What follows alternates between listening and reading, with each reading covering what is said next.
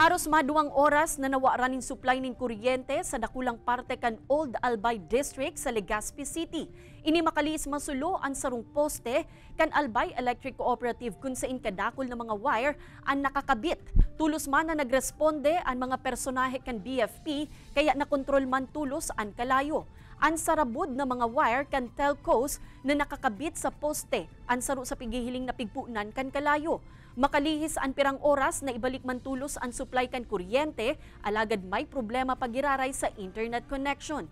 Huli sa insidente, makondusir manin investigasyon ang City Engineering Office, urog na tagaruday na subuot na susunod kan telcos ang tamang pulisiya sa pagkakabit kan sa indang mga kable.